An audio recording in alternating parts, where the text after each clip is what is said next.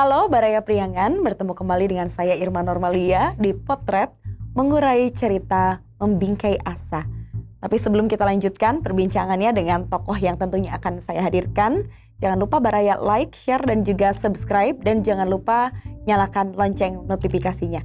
Kita akan segera kembali setelah yang satu ini di Potret Mengurai Cerita Membingkai Asa. Mamat Rahmat, pria yang akrab dipanggil AA ini lahir di Tasikmalaya pada 13 Agustus 1957. Ia lahir dan dibesarkan oleh Bapak Darsu Rahmat dan Ibu Hajah Kayah. Ia pernah sekolah di SDN Picung Remuk 1, kemudian melanjutkan ke SMPN Kawalu dan lulus tahun 1977 dari SPMA Tasikmalaya. Anak ketiga dari 5 bersaudara ini dididik untuk hidup mandiri sejak kecil oleh sang ayah. Saat itu ia sudah terbiasa mengerjakan berbagai pekerjaan rumah, seperti mengisi bak air, mengurus kebun, kolam, dan mengembala itik. Kini ia didampingi istri tercinta, Hajah Eti Supriyati, dan dikaruniai 2 orang anak, yaitu Ilham Nur Rahman dan Panji Pratama.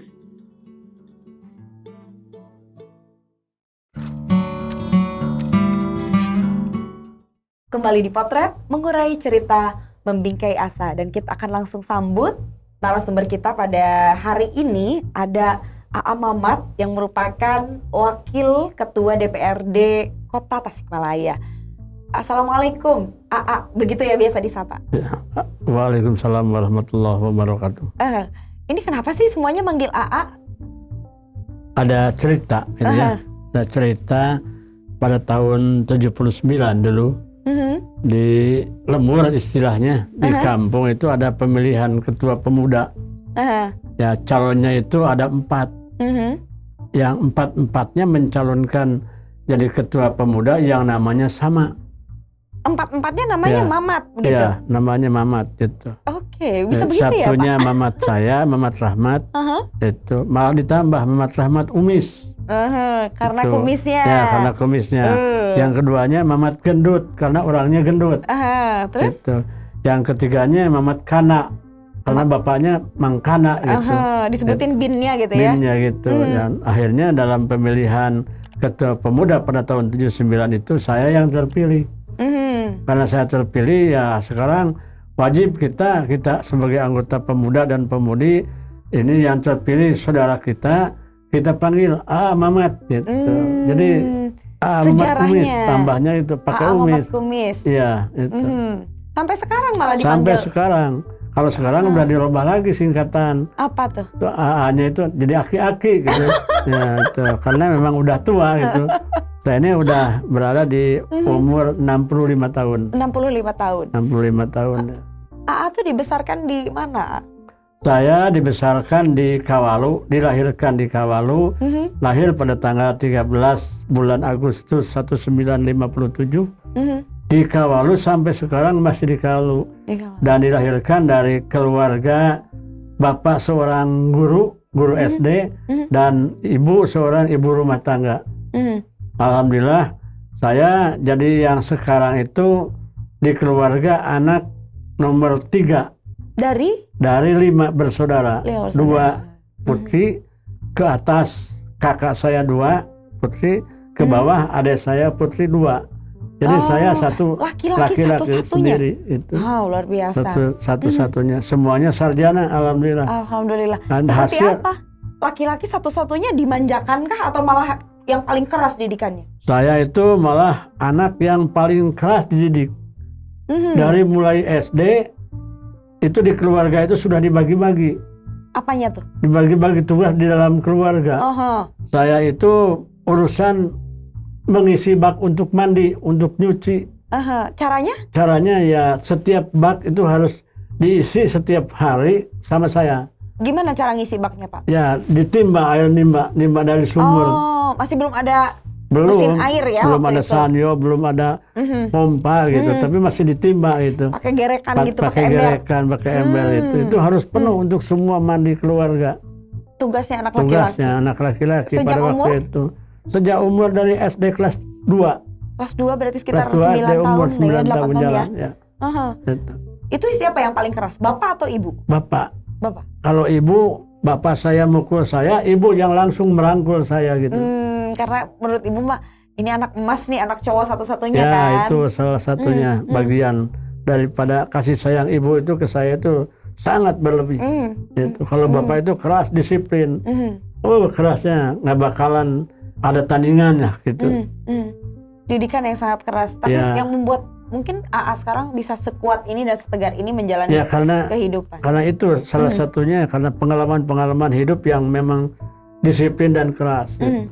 Apa yang paling diingat oleh AA nasihat dari Bapak?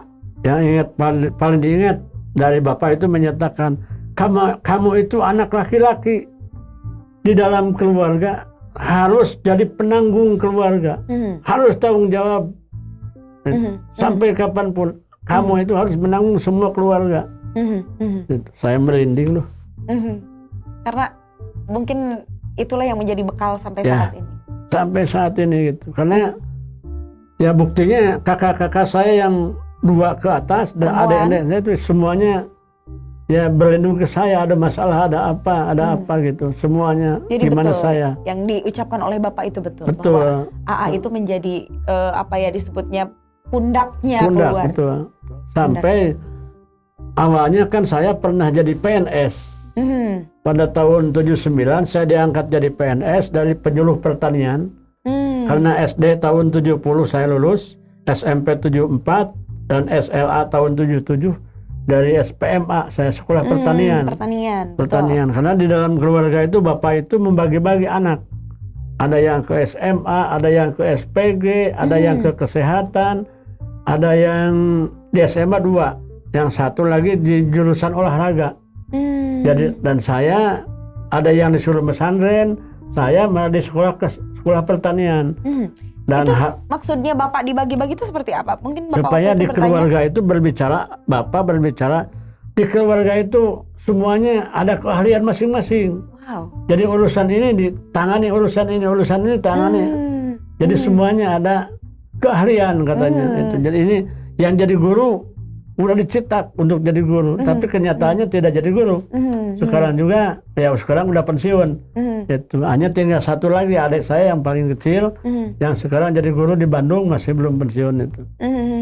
Itu kalau pembagian misalkan ya yang ini ke sekolah guru, yang ini olahraga, yang ini ke pertanian.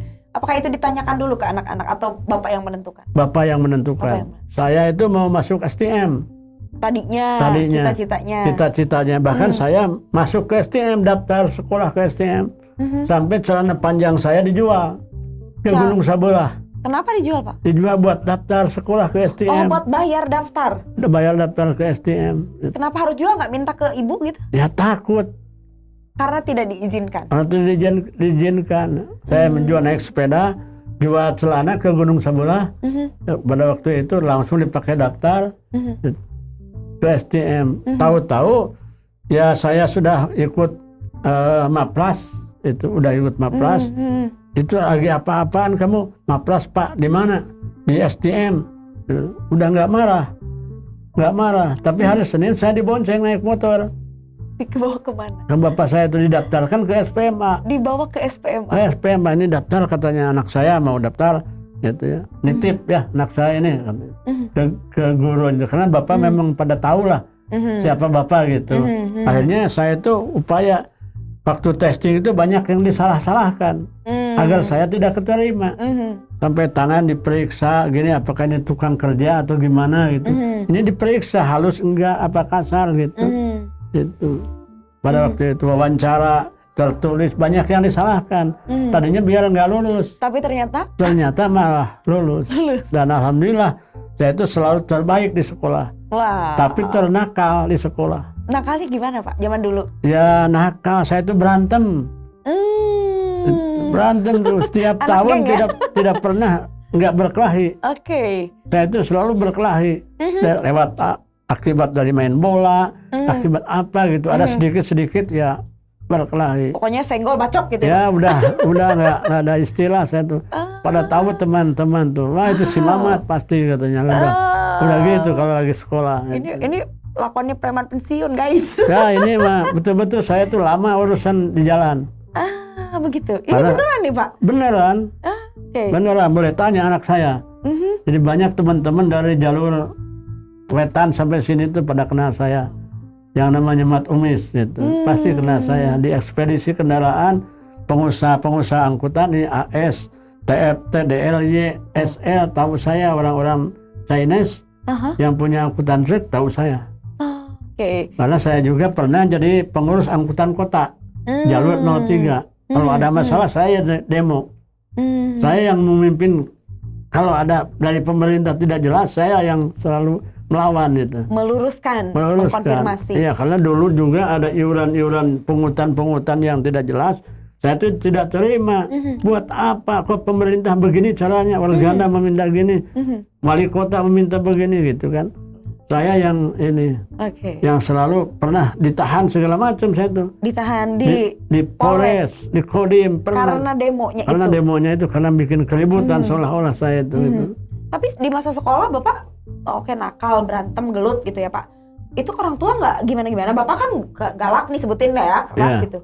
Sering ditegur sama Bapak dihukum? Enggak, Bapak kan suka ngelatih silat. Praktekannya di Ya, jalan. saya itu ngelihat Bapak ngelatih orang lain di dalam rumah. Saya itu tiduran gini, tapi sambil mata melihat itu disangkanya tidur. Padahal saya melihat Bapak saya sedang melatih. Silat itu. Silat itu. Tapi nggak pernah ikutan latihan?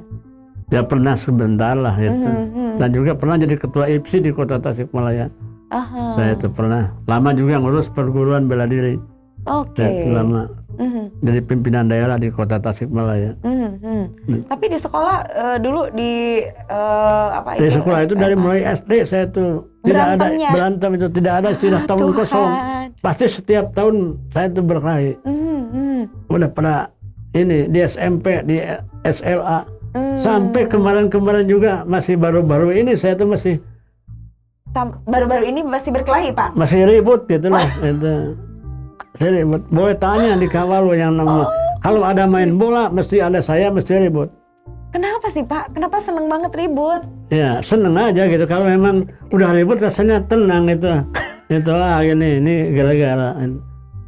Jadi mungkin istilahnya Tuhan memberikan kita dua tangan ini untuk baku hantam gitu ya Pak ya? Ya. Prinsipnya. Kenapa tidak mau dibicarakan baik-baik gitu Pak? Soalnya bukan begitu ya masalahnya. Tapi rasanya kalau ada yang menyinggung perasaan itu langsung berontak aja gitu. Gitu. Saya kan punya misi ya, punya misi karena apa? Sebagai ketua pemuda sampai yang ditokohkan oleh masyarakat gitu. Masa begitu aja dijajah aja karena merasa terjajah awalnya. Dari mulai awalnya merasa terjajah, merasa tertekan, akhirnya bangkit. Merasa terintimidasi. Ya, itu seperti itu. Menurut Bapak yang paling menyinggung perasaan itu ketika apa nih sebenarnya? Terjadi Awalnya apa? dari kecil saya tuh orangnya kecil. Badannya kurus Badannya gitu? kecil sekali. Jadi perbandingan dengan yang lain tuh jauh. Oke. Di Rata-rata kelas paling kecil pokoknya. Paling tahun tiap kelas itu paling dari dulu saya itu paling kecil. Paling kecil, bukan kecil-kecil asal kecil. Sampai saya pernah dihina lagi di pesantren gitu sama Rois, dihina kamu itu ya orang kecil lah, anak kecil Kerdil gitu. gitu. Kecil ya, kecil kurus gitu. Sekarang ini juga kan kecil dibanding dengan anak saya juga udah beda. Nah dari penghinaan itu saya tuh merasa padahal saya itu siapa itu kan. Saya SD kelas 5 sudah lulus. Maksudnya gimana Pak? Kelas 5 SD udah ujian saya. Oh ikut ujian kelas 6? Kelas 6. Oh. Tapi kata bapak saya mau masuk ke SMP jangan masuk ke SMP. Oh, anak kecil kok masuk SMP tambah kecil aja. Nah, udah kelas 6 aja dulu. Akhirnya sekolah lagi itu kelas 6. Saya kelas 5 mendapatkan nilai 778. Karena 3 mata pelajaran ujiannya itu. Waktu dulu di SD Citapen ujiannya itu. Naik delman dari Kawalu untuk ke... Oh, tapi SD-nya bukan di Citapen kan Pak? Bukan, di Kawalu SD-nya. Tapi ikut ujiannya. Ujiannya di kota. Di kota, di Citapen. Di Citapen. Karena yang ujian itu yang orang-orang yang mau meneruskan sekolah. Kalau tidak meneruskan mah tidak ujian. Oh, zaman dulu seperti itu ya? Seperti itu. Yang mau melanjutkan sekolah ikut ujian, yang nggak mau lanjut sekolah berarti nggak usah ujian. ikut Karena ujian. meneruskan itu kan perlu ada tanda lulus. Betul. Kalau ijazah semuanya juga tanda tamat belajar. Betul. Dianggap tamat gitu. Beda dengan sekarang. Kalau sekarang wajib ujian semua kan Pak? Iya. Nah, itu syarat jadi melanjutkan sekolah. Nah, akhirnya kelas 6 sekolah lagi, saya mendapatkan nilai 10-10-9. Wow. Yang tadinya 7-7-8 jadi 10-10-9. Itu dari SD saya itu sudah nggak pernah bawa buku, disakuin buku itu. Tapi kok bisa pinter Pak? Ya memang mungkin bagian daripada rezeki sayanya gitu. Anugerah dari Allah. Anugerahnya. Padahal tukang berantem tapi nilainya bagus. Nilainya bagus. Lanjut ke SMP. Lanjut, SMP-nya di mana Pak? SMP-nya di Kawalu. Alhamdulillah. Masih pintar tuh Pak? Masih alhamdulillah. Dan selalu saya tuh jadi ketua kelas. Jadi bahkan belajar pidato itu kelas 6 sudah, kelas 5 sudah pidato. Sudah pidato karena perwakilan murid.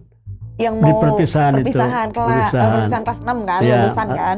6 SMP, apalagi di SPMA. Di SPMA itu ada pelatihan pidato, penyuluhan. Ya lebih ini lagi. Karena gitu. sebagai anak-anak pertanian kan yang akan menyampaikan ke Ya, masyarakat. Masyarakat gitu. Bahkan melatih di Lanut juga pernah saya itu melatih pertanian. Awalnya saya itu tidak terima masuk ke sekolah ke pertanian karena dipaksakan dengan bahwa saya itu harus kerja. Dulu sekolah harus kerja. Harus kerja di rumah, kerja capeknya nggak ketulungan, bapak itu disiplin. Hari ini kemana aja kamu? Udah ke kebun? Belum ke kebun. Tuh lihat di kebun, tuh lihat kolam, lihat ini. Jadi pulang sekolah tuh ke rumah tuh mengerjakan pekerjaan rumah. Iya.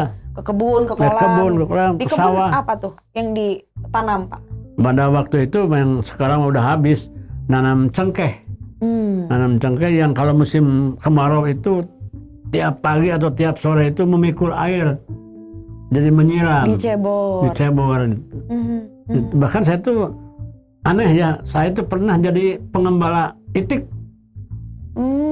Yang diambil telurnya itik. Ya, pengembala itik. Pagi-pagi habis subuh itu itik tuh digiring ke kolam, masukin ke kolam, ditutup pintunya kolam, biarin aja.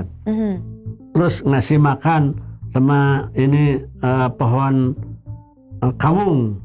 Pohon kawung. Ya, itu itunya apa namanya, pakannya itu. Tinggalin, udah siang keluarin, digiring ke sawah. Ke sawah digiring. Saya tuh ngembala itik. Itu di sela-sela sekolah apa setelah sekolah? Setelah sekolah. Setelah pulang sekolah. Pulang sekolah. Itu di SMP, waktu di SMP. Saya mah bukan orang semuanya juga pada tahu siapa saya. Nakalnya nggak ketulungan, saya juga ngaku gitu. Urusan pekerjaan, wah saya udah biasa. Makanya ya istilahnya sekarang aja di rumah itu kalau itu nggak bisa diam gitu. Lihat itu, lihat ini, rasanya teh pengen ngerjain gitu. Pokoknya nyuruh orang gregetan gitu. Itu karena disiplin orang tua itu, karena gaji bapak itu dengan menyekolahkan anak 5 itu nggak cukup.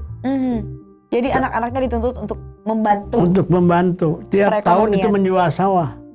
Menjual sawah untuk biaya untuk sekolah? Untuk biaya sekolah kakak-kakak saya dan adik-adik saya. Gitu. Alhamdulillah ya, dengan ibu saya kekayaannya lumayan. Ibu saya dilahirkan dibawa dari keluarga ada lah. Itu dari walaupun ibu rumah tangga tapi keluarganya berada. Keluarganya berada. PNS, bapaknya PNS tapi ya istilahnya gajinya kecil. Seorang guru seminggu aja udah habis. Kalau lihat tukang sate, tukang bakso itu nggak bisa jajan. Jadi bapak dulu kalau mau jajan gimana Pak? Ya itu susah jajan, kadang-kadang nakalnya saya itu ngambil kelapa dijual buat jajan. Kelapa siapa? Kelapa yang bapak gitu. Oh, kelapa yang bapak. Iya. Itu. Dijual untuk jajan. Untuk jajan itu. saking nakal-nakalnya saya gitu. Akhirnya bapak marah, ya ibu saya yang suka Melindungi. Iya, melindungi gitu. Kalau namanya pukulan udah biasa, saya mudah kebal. Gitu. Pukulan sayang. Pukulan sayang Mendidik. betul, mendidik. Supaya bapak menjadi lebih baik. Akhirnya saya tuh jadi PNS. Dari SPP itu. Dari SPMA itu jadi PNS, ditugaskan jadi penyuluh pertanian di Cilacap. Awalnya jadi spot worker dulu di sini di kota Tasik, Kabupaten Tasik. Hanya ada tes PNS, saya ikut tes, diangkat di Jawa Tengah. Ditugaskan di daerah Cilacap. Itu usia berapa Pak jadi PNS? 20 tahunan, 21 tahun. 21 tahun. Itu berarti terpisah dari keluarga. Nah, itu terpisah. Akhirnya saya tuh udah 6 tahun. Bapak saya meninggal tahun 83. Ya, meninggal. Ibu saya pulang, itu ibu saya melarang untuk berangkat lagi kerja.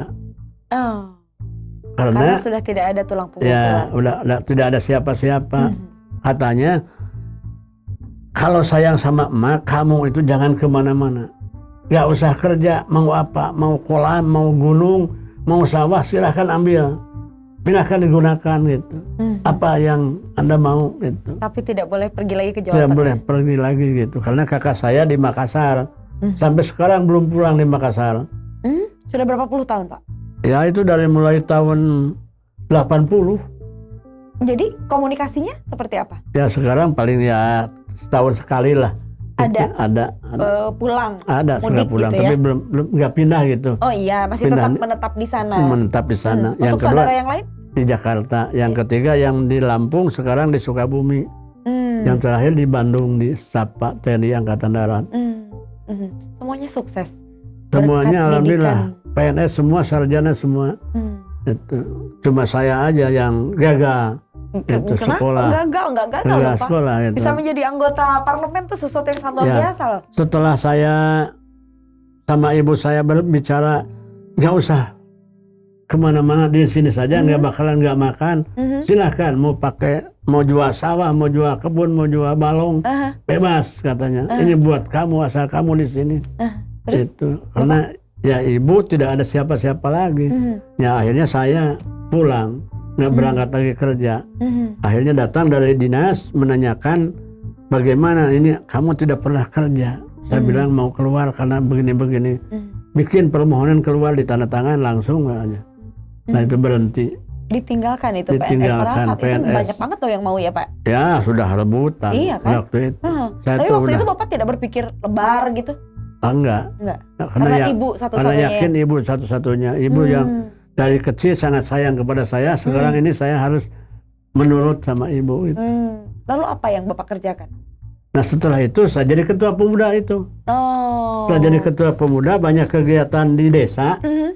Ya banyak yang minta tolong katanya ingin meneruskan sekolah, perlu kelakuan baik. Saya urus, bantu ngurus kelakuan baik sampai dengan ke Polres diantar gitu. Ini ada mau ngurus urusan perpajakan, saya bantu ngurus pajaknya gitu. Saya yang minta ngurus sertifikat tanah dibantu gitu. Terus kalau ada masalah keributan minta tolong diurusin, saya yang ngurusin gitu. Kalau ada orang yang nagih dan lain sebagainya, saya yang ngurusin gitu. Ada yang perlu dibantu untuk nagih, saya bantu nagih gitu. Jadi kebutuhan masyarakat semuanya banyak minta tolong kepada saya dan saya menolong kebutuhan masyarakat tersebut. Akhirnya dari sana ya diminta oleh masyarakat untuk jadi kepala desa. Oke, kita berhenti dulu sampai di situ. Akan kita bahas selepas yang satu ini, tetap di Potret Mengurai Cerita Membingkai Asa. Meski sebelumnya ia tidak begitu tertarik belajar di sekolah pertanian, namun seiring berjalannya waktu, latar belakang pendidikan inilah yang telah mengantarkannya menjadi seorang PNS penyuluh pertanian di Cilacap. Meski pada akhirnya ia harus kembali ke Tasikmalaya dan mundur sebagai seorang PNS untuk menemani ibunya setelah sang ayah berpulang. Kembalinya Mamat ke kampung halaman menjadi awal mula ia dekat dengan masyarakat sekitar. Hal itu juga membuatnya menjadi sosok terpercaya, sehingga mengemban amanah sebagai kepala desa Gunung Gede sampai 21 tahun lamanya. Namun akhirnya ia mundur setelah desa berubah menjadi kelurahan. Karena menurutnya, jika desa diganti menjadi kelurahan, nilai gotong royong di masyarakat akan hilang. Karena kelurahan tidak punya otonomi dalam mengurus wilayahnya. Kembali di Potret, mengurai cerita, membingkai asa. Ini seru sekali nih perbincangannya, luar biasa Bapak. Akhirnya Bapak diminta untuk menjadi kepala desa. Saat itu, apakah itu masih dilakukan pemilihan atau seperti apa Pak?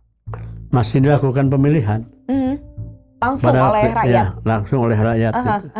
Itu Pada seperti apa waktu itu prosesnya? ada 3 calon, termasuk saya. Satunya pejabat yang lama, duanya tokoh ulama, ketiganya anak jalanan. Saya anak jalanan.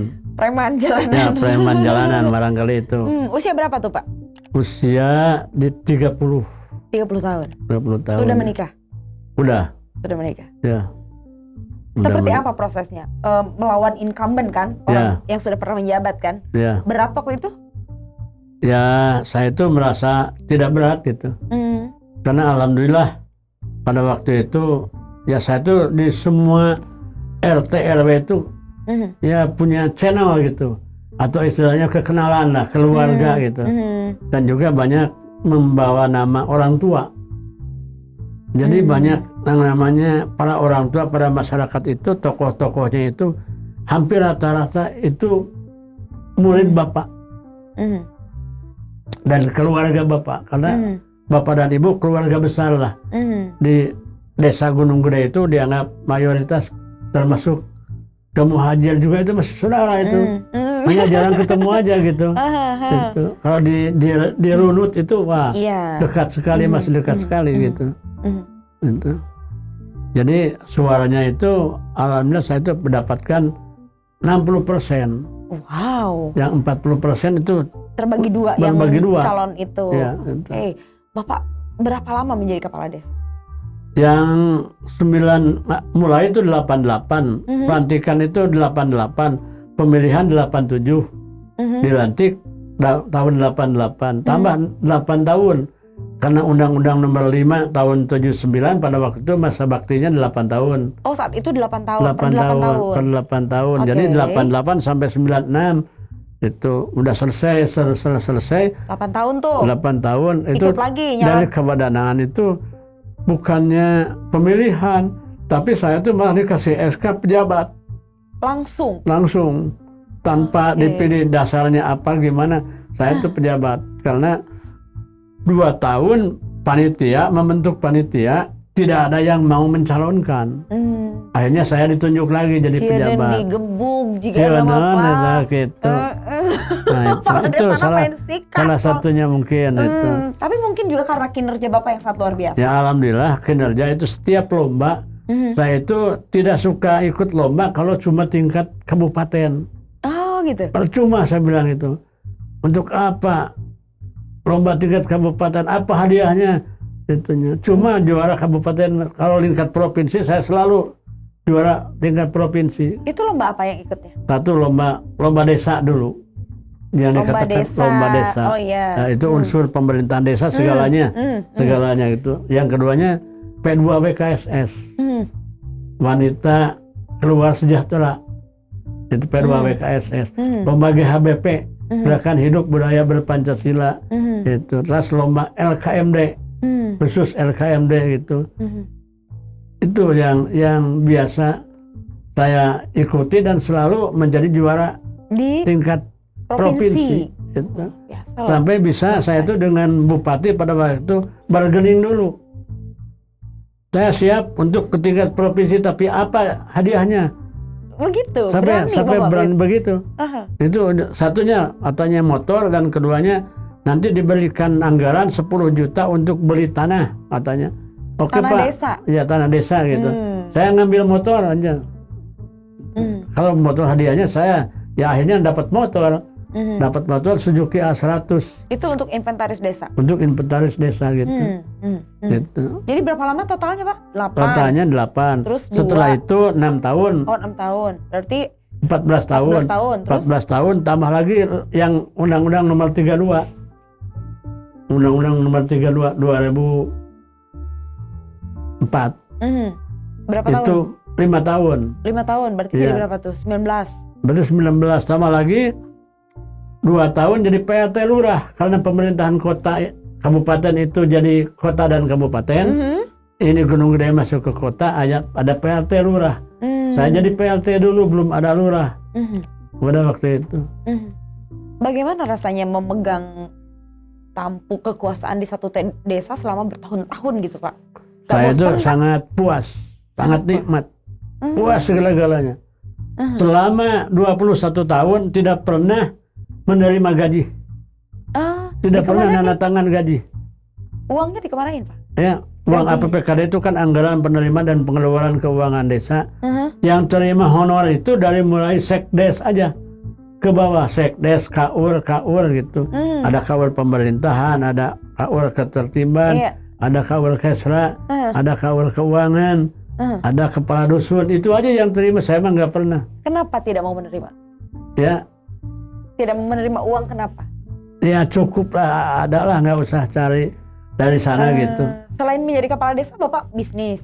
Ya bisnis juga ada gitu. Yang suka Apa aja? suka ikut-ikut yang bisnis orang lain yang bisnis, kita yang dapat duit. Tadi Bapak membicarakan perubahan desa menjadi kelurahan Ya. saat itu. Itu menjadi beban atau seperti apa yang Bapak rasakan? Kalau dari satu untuk diri pribadi, saya itu jadi PNS golongan 2B, malah berhenti. Ditolak sama Bapak? Ya berhenti kan awalnya, saya kan penyuluh, penyuluh pertanian awalnya, itu. karena ibu saya mengharapkan seperti itu. Jadi PNS saya ya sudah jadi, saya tolak, saya berhenti gitu. Apalagi yang baru diangkat malah jadi golongan 2A, 2B saja udah nggak diterima sama saya. Itu apalagi 2A gitu ya. Dan kelakarnya saya ini SIM-nya punya SIM B1 umum lagi. Apa tuh? SIM B1 untuk kendaraan besar, ya umum lagi. Nanti kalau diangkat jadi PNS, ya saya jadi supir kebersihan. Aduh, repot saya bilang. Pikir jadi PNS jadi malah tersiksa. Buat apa? Itu kelakarnya gitu ya. Kelakarnya. Tapi yang seriusnya nih apa? Yang seriusnya ya berpikir untuk secara umum bahwa masyarakat yang gotong royong itu nanti akan hilang nilai gotong royongnya. Kenapa menurut Bapak? Karena peralihan daripada kelurahan desa jadi kelurahan. Apakah itu akan mempengaruhi pola hidup masyarakat? Jelas Dari akan mananya? mempengaruhi. Karena yang biasanya otonomi itu ada di desa, mengurus sendiri, mengatur sendiri, mengupayakan sendiri, dimakan untuk sendiri, sekarang diatur oleh pusat. Kebijakan Ya, pemerintah. Pemerintah. Kan nilai gotong royong masyarakat itu tidak ada. Yang biasanya dengan tetangga saling bantu itu ini, sekarang nggak bisa. Itu nggak ada, bukan nggak bisa. Itu akan berkurang. Nah, itu karena melihat orang-orang kota itu rata-rata dengan tetangga nggak kenal. Orang kampung mah satu kampung kan pada tahu semua gitu. Bukankah perubahan desa menjadi kelurahan itu hanya administratif, bukan masalah norma gitu? Ya. Apa yang mempengaruhi bisa Bapak berpikir bahwa itu akan mengurangi rasa gotong royong dan kebersamaannya? Iya, dari administratif itu pada akhirnya efeknya akan seperti itu. Akan membuat kegiatan sosial masyarakat jadi terganggu. Iya. Ya itu. Bapak termasuk orang yang keras menyuarakan waktu itu tidak setuju. Saya ini ketua APDESI, Asosiasi Pemerintahan Desa di Kota Tasikmalaya. Saya ketuanya. Dan saya menyuarakan itu sampai keluar, saya berhenti jadi ketua APDESI. Untuk apa saya jadi ketua APDESI tapi kalau nggak diikuti sama kepala desa yang lainnya. Gitu. Kepala desa yang lain tergiur karena jadi PNS. Karena kejarannya ingin jadi PNS. Harapannya semua staf dan dari dia sendiri dan staf-stafnya akan jadi PNS. Gitu. Kemudian setelah Bapak lepas tuh dari desa selama 21 tahun kurang lebih, Bapak melanjutkan kemana? Nah, saya setelah lepas dari itu kan ada ya di desa itu ada rapat. Rapat menyatakan bahwa saya sekarang jabatan saya sudah habis. Gitu. Ini SK-nya saya perlihatkan kepada masyarakat, kepada tokoh-tokoh masyarakat. Akhirnya pada waktu itu ada Ya, pertemuan kembali sudah ditutup saja. Saya informasikan bahwa permohonan maaf. Saya selama jadi kepala desa itu begini, banyak orang yang saya kena pukul, kena marah, kena segala macam lah gitu. Karena bukan sombong, bukan bohong. Masyarakat yang kena pukul saya itu nggak terhitung. Nggak terhitung. Setiap salah mesti saya hantam. Mending dipukul, mending dibawa ke kantor polisi, mending dibawa ke koramnya, dipukul saja. Saya, udah hantam aja. Oke. Saya udah minta maaf ke semua masyarakat gitu ya. Ke pengajian-pengajian saya itu datang, mohon maaf bahwa saya ini sekarang akan jadi lurah, akan begini gitu. Menyampaikan maaf apa yang pekerjaan saya yang belum selesai. Kalau ada tolong sampaikan. Punya utang pekerjaan, punya utang materi apa saja, jangan sampai ditunda-tunda. Saya minta bukti gitu. Minta mari kita selesaikan gitu. Utang janji saya kalau ada apa-apa, contohnya dulu Bapak teh merencanakan mau bikin tempat turu, sekarang belum. Biar nanti saya bangun. Nih bangun sama saya gitu. Sampai kelakarnya masyarakat gitu, pada enggak gitu. Itu mah cuma ngarang-ngarang aja mereka ngarang-ngarang gitu. aja mereka gitu. Setelah itu diundang. Seminggu ba'da rapat hari Jumat, ba'da Jumat saya diundang oleh tokoh masyarakat karena ada perkenalan lurah baru. Oh, lurahnya udah datang tuh ke Udah situ? datang. Lurah baru. Di dalam perkenalan itu Haji Aan Sopyan, sekretaris LKMD, sambutan dan mengatakan bahwa karena ini di desa ini lurah masyarakat belum kena kepada lurah, nah ini perlu ada yang menanggulangi permasalahan-permasalahan di desa, kebutuhan-kebutuhan masyarakat, kepada siapa untuk berbicara.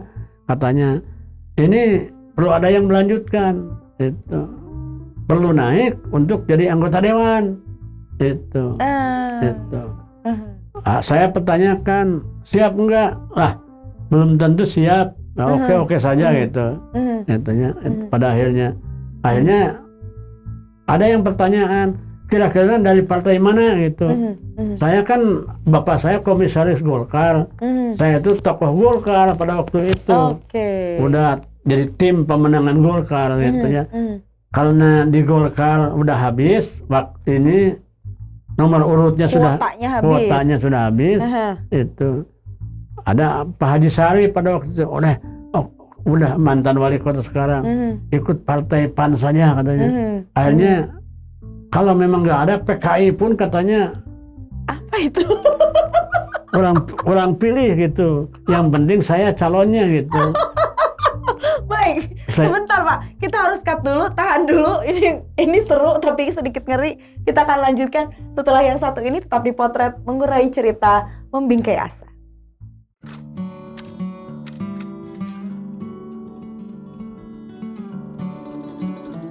Setelah menolak menjadi lurah, ia diusung oleh Partai PAN untuk menjadi anggota legislatif pada tahun 2009. Siapa sangka, ia juga sukses sebagai bagian dari anggota DPRD. Namun, baginya posisi di DPRD kerap kali menyulitkan hati nuraninya. Berbeda saat menjadi kepala desa, saat ia bisa turun langsung dalam setiap permasalahan yang dihadapi masyarakat. Namun, saat menjadi anggota DPRD, ada banyak kompromi yang harus ia lakukan. Hingga ia merencanakan untuk memilih mundur di kontestasi politik tahun 2024 mendatang. Menurutnya, dengan kondisi kota Tasikmalaya yang memprihatinkan, generasi mudanya harus lebih banyak dilibatkan dalam setiap proses pembangunan.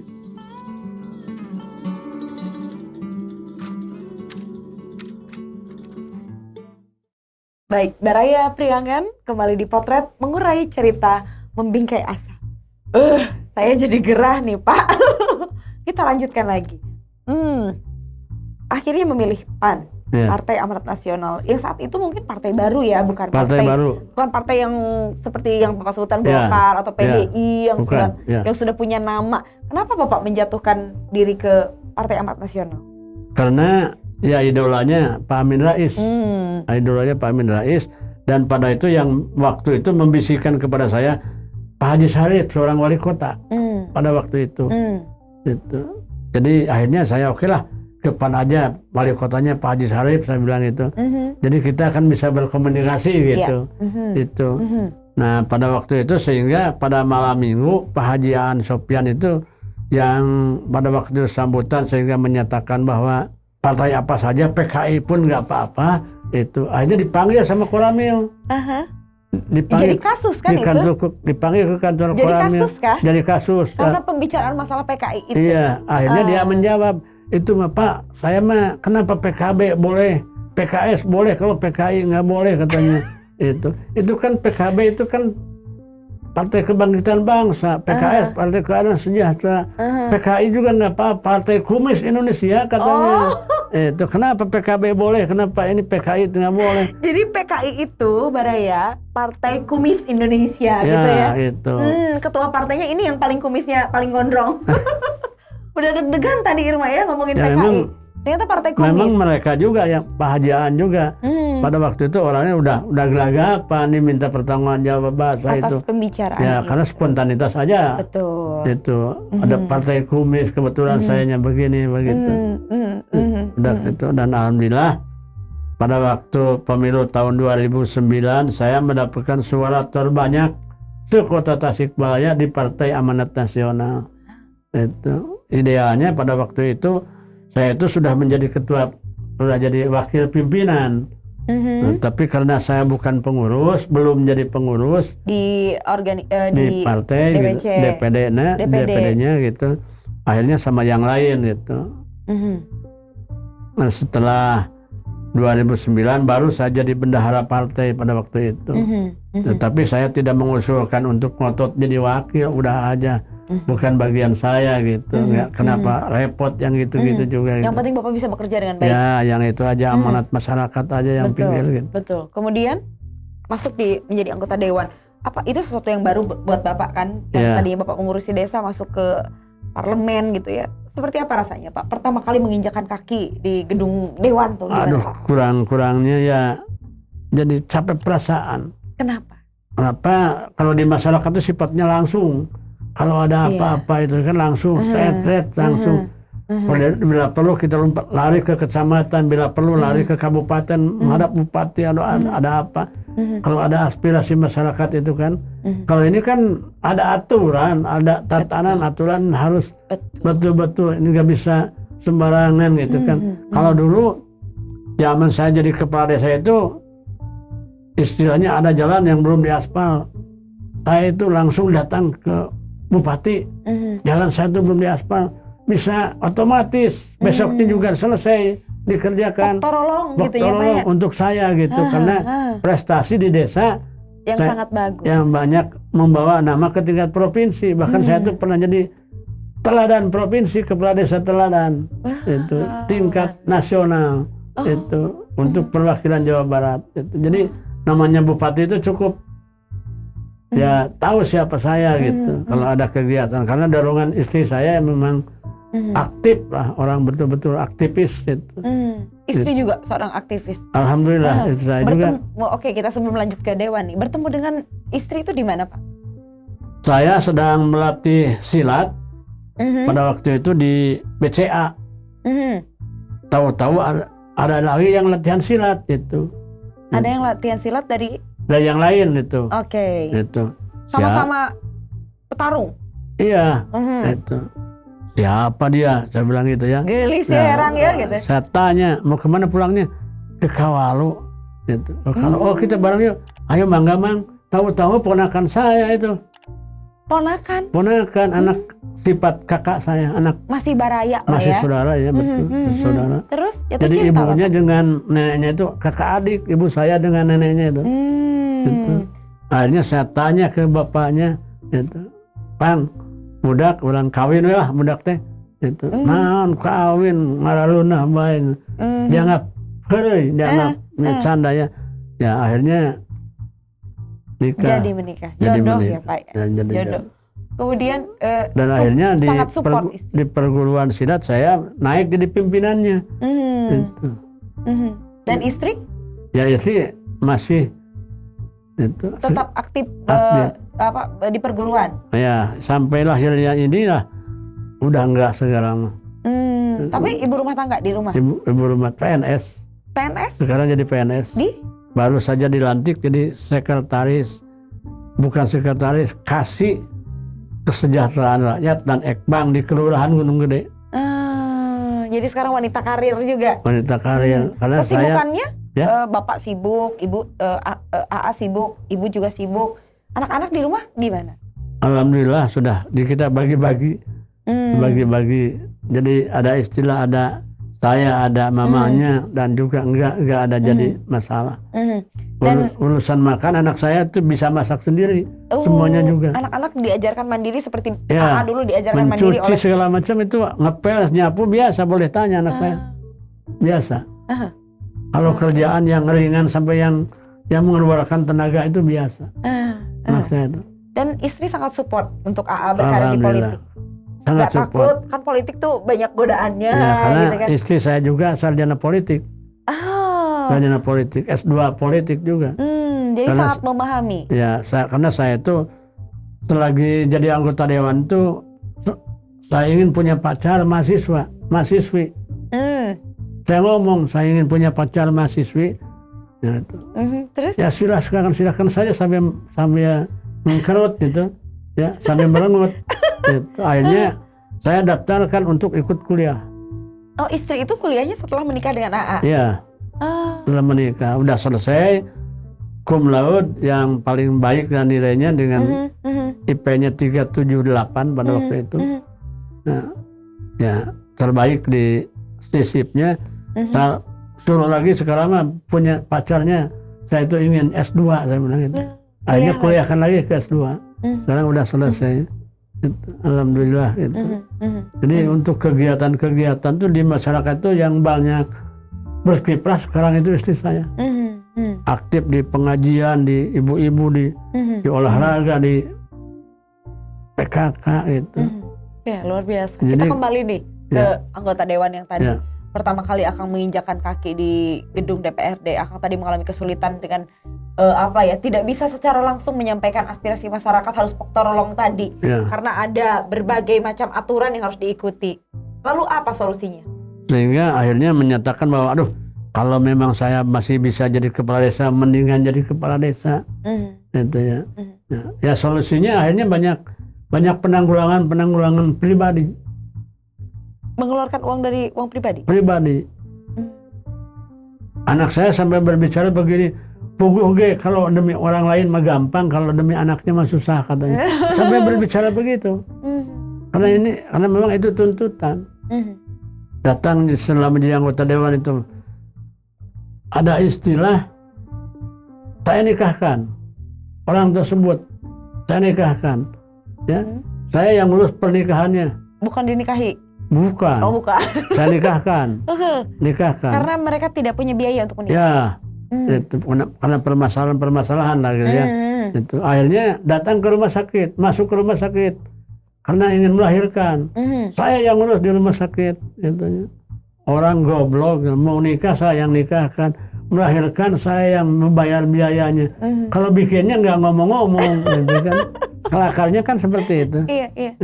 Itu sebagai bentuk tanggung jawab AA yang sudah terpilih menjadi wakil rakyat yang bertanggung jawab untuk konstituen yang telah memilih. Berapa lama di dewan? Sudah berapa lama? Dari 2009 sampai dengan sekarang berarti sudah 13 tahun. Udah mau jalan 13 tahun. Iya. Seperti apa rasanya? Perubahannya sampai saat ini masih seperti itukah? Masih tetap masyarakat nomor 1 atau bagaimana? Masyarakat itu bagian saya untuk jadikan nomor 1 karena saya begini itu oleh masyarakat dan harapan masyarakat. Yang paling membuat Akang capek hati menjadi anggota DPRD apa? Yang paling capek itu memang kalau memang harapan kita itu tidak sesuai dengan apa yang kita harapkan itu. Bertentangan dengan partai kah? Ya, kadang-kadang bertentangan dengan partai gitu. Atau bertentangan dengan aturan? Dengan aturan rata-rata. Tapi AA tetap berusaha menyuarakan? Berusaha.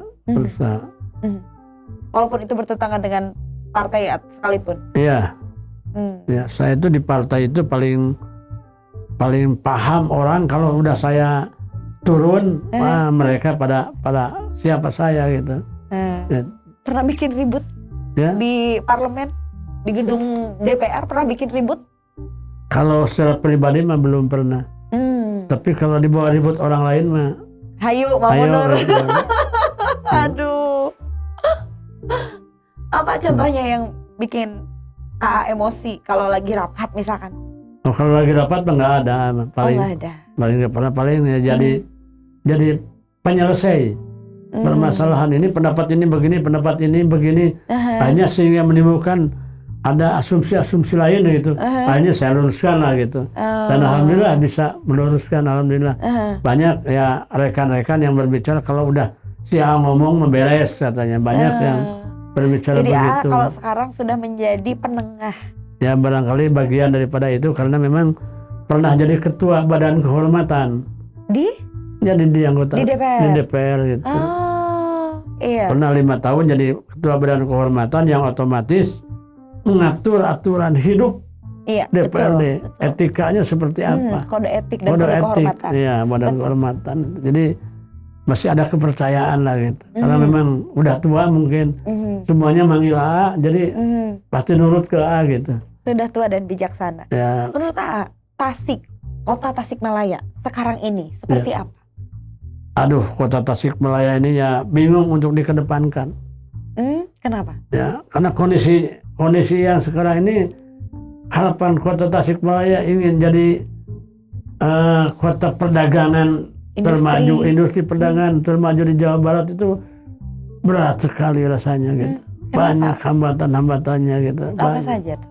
Satu dari SDM-nya yang berat, kedua memang ya itulah SDM yang terutama. SDM yang terutama gitu. Ekonomi Tasikmalaya seperti apa? Ekonomi tidak menjanjikan di kota Tasikmalaya. Sekarang kelakarnya di Kecamatan Kawalu, para pengusaha itu mayoritas gulung tikar. Karena pandemi atau memang karena apa ya namanya, cara mereka berusahanya yang salah, cara mengurus perusahaan yang salah? Cara mengurus perusahaan ditambah dengan pandemi. Gaya hidup mereka mungkin Gaya ya? hidup memang. Jadi dapat uang untuk modal malah untuk berpoya-poya dulu, pesta dulu. Nikahkan anak, habis pernikahan menjerit gitu. Tepku gaya. Tepku gaya gitu. Jadi harus bagaimana? Apa yang harus dilakukan? Warga Tasikmalaya deh, kota dulu deh. Seperti apa yang harus dilakukan? Ini Yang harus dibenahi. harus istilahnya dipugar ya. Kalau Apanya? bangunan itu. Ya. Di mana heula mugarna? Mulainya ini dari milenial. Anak muda, Anak generasi muda. generasi muda harus pembekalan dulu ini mah. Pembekalan. Kalau melanjutkan para pengusaha yang sudah ada mah, yang generasi tua ini tidak akan maju-maju. Ini harus betul-betul ini profesi di milenial. Jadi dari nol kembali gitu. Gitu. Jadi pembekalan skill yang utamanya gitu. Sumber daya manusianya dari milenial. Dari milenial. Oke. Lalu pemerintah kota harus ngapain nih supaya Tasik maju? Harus membentuk itu pendidikan itu yang berkeahlian khusus. Ya, pemerintah itu harus melihat jangan sampai izin keluar SMK ini diizinkan. Setelah jadi kan dibiarkan begitu saja. Tidak Maksudnya dipantau. mendirikan sekolah Ya, mudah, tapi kemudian dilepas begitu saja. Gitu kan. Hanya kan tidak terpelihara. Seperti hanya Persitas Kota Tasik muncul perguruan grup ini, klub ini, tapi tidak ada yang jadi ke Persib. Karena sudah di lapang dibiarkan begitu saja gitu. Tidak dikelola dengan serius. Serius ya. Oke. Tidak difasilitasi segalanya. Itu. Tidak diperhatikan itu. Jadi ada istilah belajar tapi diawasi tidak. Oke. Untuk rencana AA 2024, apakah masih ingin di Tasik atau ingin ke provinsi atau mungkin ingin menjadi Z1? Gimana nih? Kalau ada kepala desa ingin jadi kepala desa lagi. Pindah ke kabupaten atau Ya itu barangkali harus itu. Tapi masa nggak ada rencana 2024? 2024 rencananya kalau yang berbicara banyak yang memberi saran udah ke provinsi lah, tanggung ke provinsi mendingan ke pusat. Hanya banyak ngukur diri. Ngukur diri. Apa yang segalanya juga harus lebih daripada yang lain. Sedangkan nama orangnya orang kurang dari yang lain gitu. Masa sih? Nah, otomatis kalau yang kurang itu bukan maju tapi harus mundur. Gitu. Janganlah, masa 2024 mau mundur? Udah mau mundur.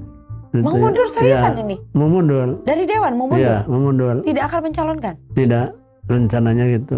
Memang banyak yang istilahnya memprotes gitu. Dari apalagi dari rekan-rekan partai. Wah, udah pindah ke sini sampai dari PKS pindah ke sini segala banyak yang. Kenapa? Lelah. Nah, udah capek lah. Udah tidak ada teman itu. Ini umur 65 tahun sekarang. Nanti itu kan berarti 67. 67 ke sana udah nggak ada teman lagi. Di dewannya. Di dewannya juga. Tapi udah. bagaimana dengan aspirasi masyarakat? Aspirasi masyarakat insya Allah akan disalurkan. Mudah-mudahan ada ridho Allah, anak saya akan dikedepankan. Ada generasi penerus. Ada generasi kebetulan yang kuliah di Unsia, ngambil jurusan ilmu politik. Mudah-mudahan bisa untuk melanjutkan begitu. Tongkat perjuangan dari Ya, A. itu. Jadi A ini udah yakin 2024 akan Udah yakin lah istirahat itu. di rumah, menghabiskan Di waktu rumah. dengan istri tercinta. Baik, terima kasih A sudah berbincang. Senang sekali, ada banyak sekali filosofi hidup yang bisa kita ambil.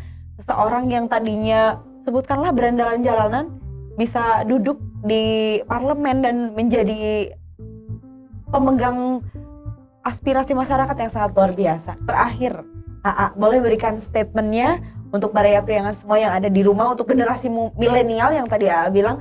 Silakan lihat ke kamera. Kepada keluarga Priangan dan juga para milenial yang ada di Kota Tasikmalaya, jangan berhenti berjuang, jangan berhenti belajar, karena dengan modal itulah untuk kita bisa meningkatkan siapa diri kita dan harus bagaimana diri kita. Melalui belajarlah dari segala hal, tidak ada istilah nilai belajar itu negatif, tapi kami yakin bahwa dengan belajar hasilnya akan positif. Itu barangkali yang dapat kami sampaikan. Terima kasih. Assalamualaikum warahmatullahi wabarakatuh. Waalaikumsalam warahmatullahi wabarakatuh. Sekali lagi terima kasih AA. Salam untuk keluarga dan seluruh anak-anaknya juga. Amin. Sehat selalu. Amin. Baik, Amin.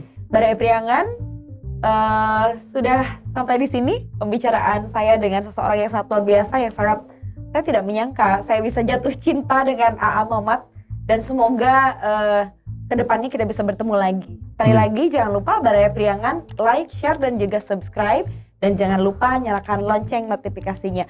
Saya Irma Normalia pamit. Potret mengurai cerita, membingkai asa.